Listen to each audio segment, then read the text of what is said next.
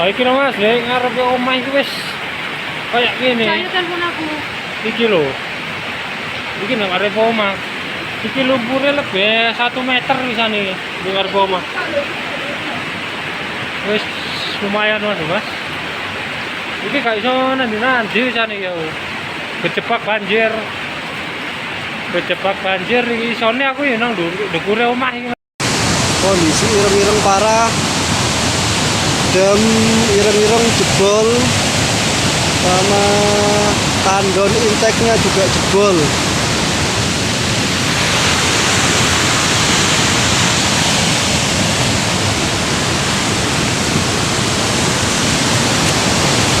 Banjir masih besar.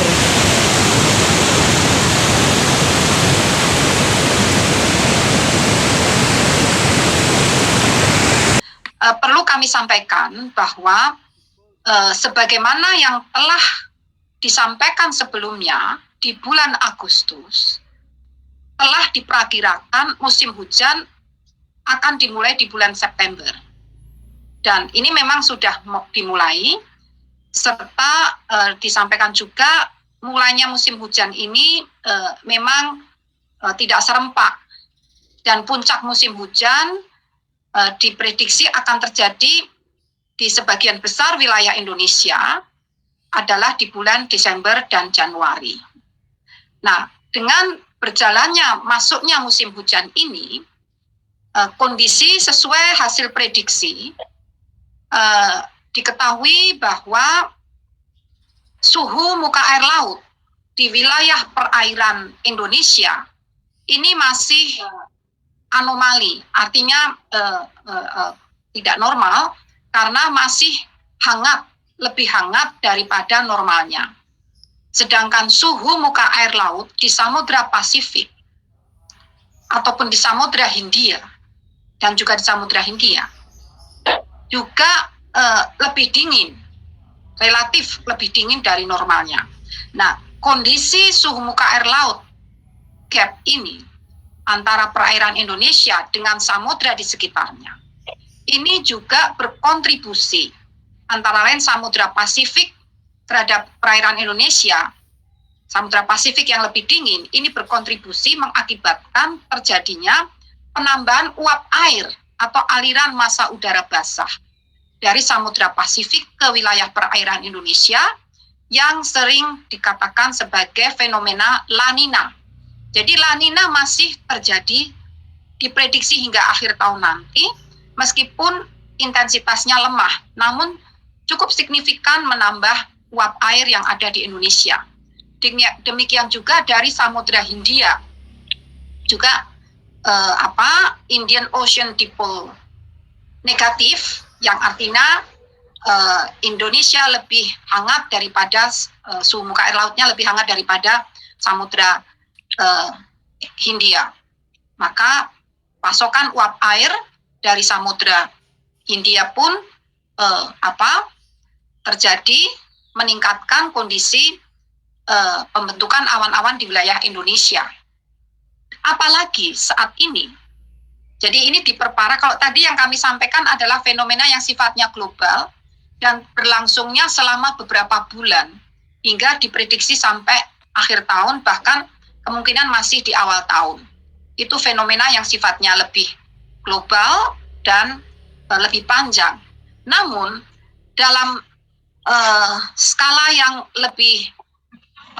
waktu yang lebih pendek, terutama saat ini, katakanlah dalam seminggu saat ini, hasil analisis dinamika ini dinamika atmosfer terkini menunjukkan adanya sirkulasi siklonik yang membentuk pola belokan angin serta perlambatan kecepatan angin yang dapat meningkatkan aktivitas konvektif dan pertumbuhan awan hujan. Kemudian terjadi pula aktifnya fenomena gelombang atmosfer seperti Madden-Julian Oscillation yang secara mudahnya dikatakan adalah pergerakan awan-awan hujan dari arah Samudra Hindia melintasi wilayah kepulauan Indonesia menuju ke Samudra Pasifik, ya. ini saat ini sedang berlangsung, sehingga hampir merata di berbagai wilayah Indonesia, terutama diawali dari Indonesia bagian barat, nanti berangsur bergerak ke Indonesia bagian tengah, dan akhirnya Indonesia bagian timur, dan akhirnya akan menjadi merata silih berganti. Selain itu juga, selain Madden-Julian Oscillation, juga interaksi gelombang Rossby ekuatorial dan gelombang Kelvin yang secara tidak langsung dapat meningkatkan pertumbuhan awan hujan di beberapa wilayah Indonesia dalam beberapa hari ke depan sampai sepekan ke depan. Berdasarkan analisis atau kondisi berbagai fenomena global, regional hingga lokal tersebut, maka BMKG khususnya untuk sepekan ke depan memprediksi potensi curah hujan dengan intensitas sedang hingga lebat dapat disertai kilat petir dan angin kencang. Hingga sepekan ke depan ini relatif masih merata di hampir di seluruh wilayah Indonesia. Berdasarkan analisis perakiraan berbasis dampak, wilayah yang berpotensi terdampak hujan lebat dan tentunya berpotensi banjir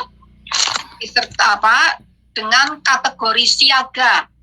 Jadi kategorinya sudah siaga. Berdasarkan hasil perakiraan dan prediksi tersebut, kami merekomendasikan kepada pihak-pihak terkait dimohon melakukan persiapan, kewaspadaan, atau bahkan kesiapsiagaan, siap untuk mengantisipasi peningkatan curah hujan hingga lebat bahkan ekstrim.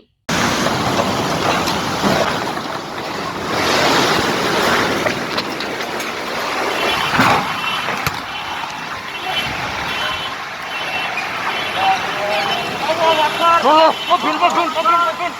Jadi malah video mobil.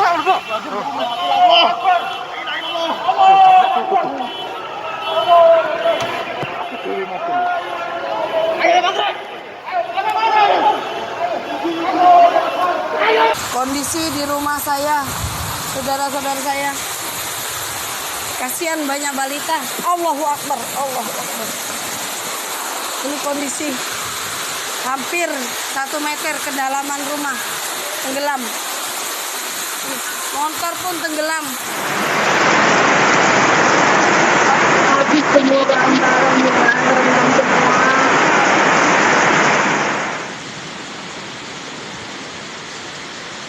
Kulkas sudah cabut.